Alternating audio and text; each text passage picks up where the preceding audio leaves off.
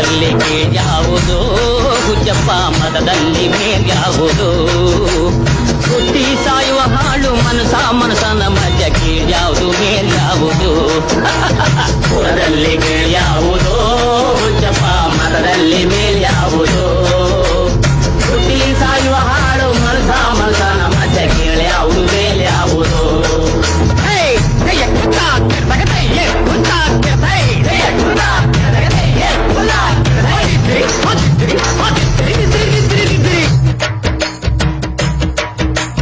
ತಿಲಕ ಇಟ್ಟದೆ ಸ್ವರ್ಗವು ಸಿಗದು